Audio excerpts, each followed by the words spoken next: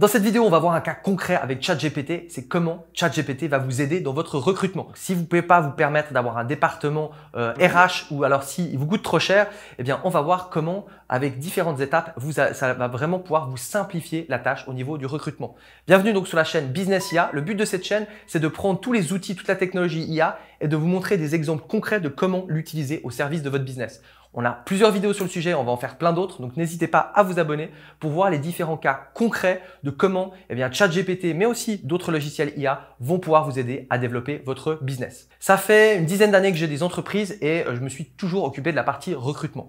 J'ai mis en place différentes stratégies pour gagner du temps. Typiquement, je vous partage une stratégie toute bête, mais au lieu d'organiser des entretiens d'embauche sur Skype ou sur Zoom avec plein de candidats, dans un premier temps, je leur demandais de filmer une petite vidéo d'eux, de pourquoi ils étaient intéressés par le poste. Qu'est-ce que ça montrait? Ça montrait déjà, est-ce qu'ils étaient débrouillés? Est-ce qu'ils étaient capables de le faire? Est-ce qu'ils allaient m'envoyer la vidéo sur YouTube ou est-ce qu'ils allaient galérer par email? De comment ils parlent, de comment ils présentent. Et déjà, cette première étape me permettait de sélectionner différents candidats sur lesquels j'allais passer à la partie interview. Et donc, petit à petit, j'ai mis en place plein d'autres techniques par rapport à ça. Et quand j'ai vu il y a quelques mois en arrière que ChatGPT pouvait faire des résultats assez incroyables et travailler pour nous comme un assistant, je me suis dit, tiens, comment on pourrait l'utiliser au service du recrutement? Et donc, j'ai testé différentes choses et on va passer dans quelques instants derrière mon écran sur lequel je vais vous montrer un cas concret de comment vous allez pouvoir avancer petit à petit avec ChatGPT et le recrutement pour vous faciliter la vie, pour gagner un maximum de temps. Et si vous avez envie d'avoir une liste des meilleures ressources à utiliser en termes d'intelligence artificielle pour votre business, je vous ai préparé aussi un lien dans la description. On passe maintenant derrière mon écran et on regarde tout ça. Voilà, on est sur ChatGPT. Donc, comme vous pouvez voir, j'ai la version plus qui est payante. Ça va un petit peu plus vite, c'est tout le temps disponible, ce n'est clairement pas obligatoire. Mais évidemment, pour appliquer cette vidéo, allez donc créer un compte sur ChatGPT si vous n'en avez pas encore un. Et bon, pour rappeler, c'est une barre de chat et tout simplement, on va pouvoir lui poser nos questions. Ça va être notre petit assistant. Et donc, dans cette partie de vidéo, qu'est-ce qu'on va voir? On va voir comment rédiger une annonce. On va réfléchir aux prérequis du poste. On va regarder aussi les différentes compétences. Donc, comment il va pouvoir nous suggérer certaines compétences. On va regarder aussi où est-ce qu'on peut aller poser cette annonce et comment répondre à la personne. C'est le premier volet d'une série de vidéos sur le recrutement. Je vais en faire plusieurs. La partie 2 sera probablement sur une fois qu'on a les premières candidatures, comment on les gère. Le test aussi, avant embauche et d'autres études de cas. Je suis en train typiquement, je suis actuellement en train de faire des recrutements et donc j'utilise activement ChatGPT. Alors la première chose, on va aller directement droit à l'essentiel. On va prendre un exemple. On va imaginer qu'on recherche quelqu'un qui est une assistante de direction. Donc, on sait qu'on veut ce poste-là, on n'a pas encore d'annonce, donc on va se dire, tiens, on va aller utiliser ChatGPT pour écrire une annonce. Donc là, on va lui poser une question tout simplement. Donc, j'ai quelques exemples que j'ai notés à droite. Donc, par exemple, écrit, alors je suis dyslexique, je suis nul en orthographe, ne tenez pas compte de ça. Le but, c'est le use case. Écrit une offre d'emploi pour la société Super IA à Paris. Nous cherchons une assistante de direction. Le salaire est de 2000 euros par mois avec voiture de fonction. Préciser que la personne doit être dispo le week-end de temps en temps. Et qu'est-ce que j'avais mis? Inclure une liste de compétences obligatoires pour avoir une assistante de top qualité. Bon, comme je vous dis, je ne vais même pas trop m'amuser à corriger. Et c'est parti, on va voir la réponse. Alors, offre d'emploi, assistante de direction pour Super IA à Paris. Nous sommes à la recherche d'une assistante de direction pour rejoindre notre équipe chez Super IA. Le salaire de ce poste est de 2000 euros par mois avec voiture de fonction. En tant qu'assistante, une personne idéale. La personne idéale pour ce poste doit avoir les compétences suivantes. Donc là, déjà, je n'ai pas envie qu'il donne le salaire directement en premier. Merci de ne pas donner directement le salaire et d'être plus convaincant dans l'annonce en donnant envie à la personne de postuler. Voilà. Donc là, il nous réécrit ça. Et donc là, on va voir, vous êtes une personne organisée, proactive, ayant le sens de la responsabilité, blablabla. En tant qu'assistante de direction, vous serez responsable de la gestion de l'agenda, de la coordination. Donc là, on peut lui demander, hein, si on a certaines tâches précises, vous devez aussi dire qu'elle doit être, par exemple, elle doit gérer aussi les réseaux sociaux et mettre dans les compétences qu'elle va devoir, les compétences pour gérer les réseaux sociaux. Donc voilà, là, on a une première version. Par exemple, rejoignez-nous chez Superia. Voilà. Merci de réécrire la fin de l'annonce avec une touche d'humour. On peut vraiment aller assez loin avec ça. Bon, on n'a pas forcément besoin de mettre de l'humour par rapport à ça, mais c'est pour vous montrer ce que ça donne. Le deuxième exemple que j'utilise quand, vous savez, il y a des gens qui ont des super fiches de poste, qui ont enfin des super annonces, eh bien on va aller un petit peu copier ce qu'ils ont fait. Donc on va imaginer que vous cherchez par exemple annonce responsable du service client. Donc moi ce que je vais faire de temps en temps, c'est que je vais aller sur Indeed, je vais ouvrir comme ça différentes annonces. Il y en a plein, vous pouvez aller sur plein de sites. Et puis dès que j'en ai trouvé une qui est bien, donc, par exemple celle-là, je me dis ah c'est bien comme elle est faite, il donne pas mal d'infos, le profil recherché, etc. Regardez ce qu'on fait. On fait ça. Je viens de copier cette annonce-là et je vais demander à ChatGPT merci de me réécrire l'annonce suivante. Et là, je copie telle quelle l'annonce que je viens de voir. Et donc là, eh bien, il va reprendre, donc si on aime cette annonce-là, évidemment, ce ne sera pas du copier-coller, et loin pas du copier-coller, parce que vraiment, il va y avoir toute une réécriture, c'est même une refonte de l'annonce, mais ça va nous permettre, parce que ici, la personne a travaillé sur la mission, eh bien, d'avoir une annonce assez pro qui va reprendre une annonce qu'on aime bien. Donc là, on voit, il est en train de recréer un truc. Si vous comparez en fait cette annonce-là avec cette annonce-là, vous allez voir que c'est bien différent. 24 heures sur 24 services est une société. Alors, peut-être par contre, il a repris le nom de la société. Donc là, j'aurais pu lui demander tout simplement réécrire cette annonce en changeant aussi 24-7 services en le nom de la société. Et vraiment, c'est un. Alors là, pour le coup, il a réécrit cette partie-là. Donc, je pourrais lui dire merci de changer la partie ou les partie, c'était quoi?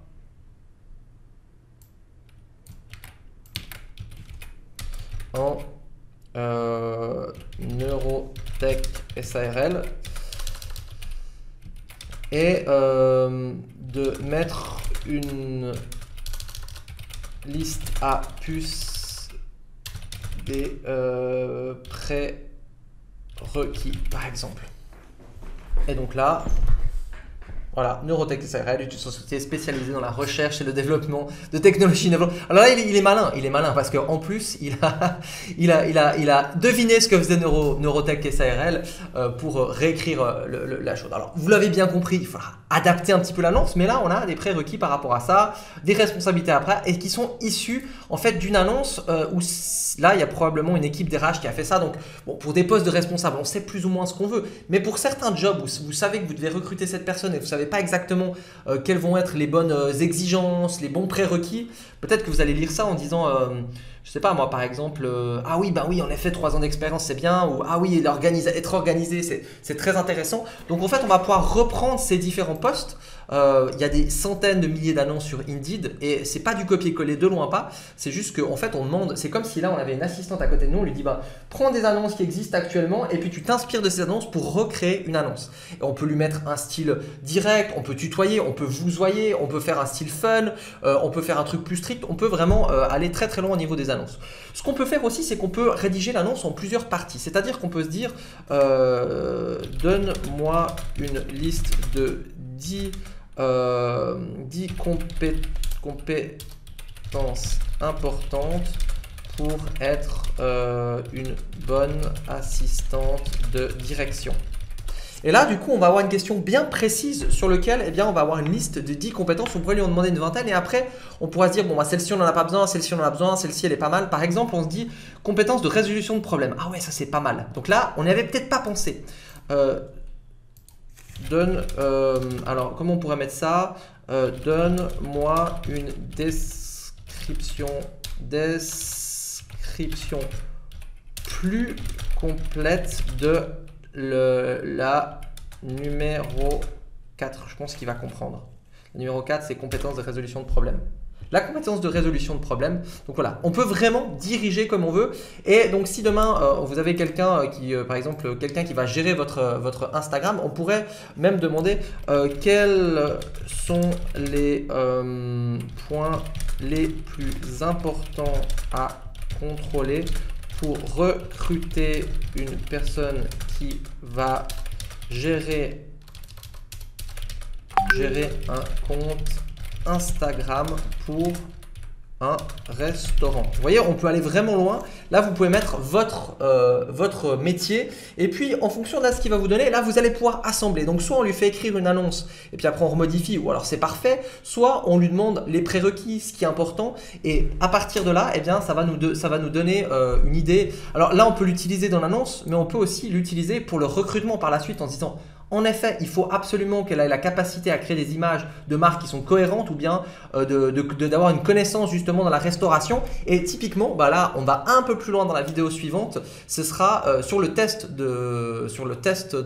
plutôt sur l'entretien d'embauche qui va être sur Skype, par téléphone, par WhatsApp, par Zoom. Eh bien, c'est des choses qu'on va pouvoir utiliser. Et on va même aller plus loin dans la vidéo suivante où on va regarder de nous créer en fait un test. De nous créer un test pour analyser si la personne elle est douée ou pas dans sa thématique alors que peut-être qu'on n'y connaît rien en Instagram. Et c'est ça la puissance de ChatGPT. Là, on effleure certaines choses. Vous avez vu, je vais un peu vite sur chaque chose pour que vous compreniez le mécanisme et après que vous puissiez jouer avec ça, mais on peut vraiment aller extrêmement loin.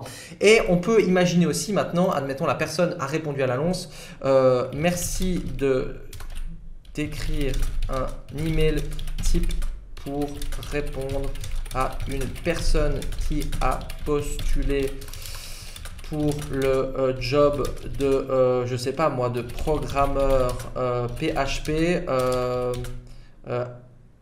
avec une touche d'humour et en lui précisant qu'il aura une réponse que dans une semaine. Voilà, par exemple.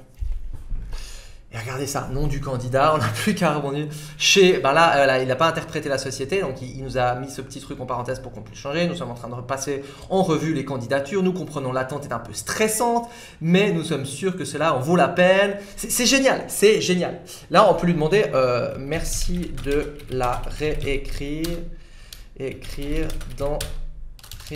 avec un ton plus strict et formel, par exemple. Et là, il va nous la réécrire avec un ton plus strict et plus formel.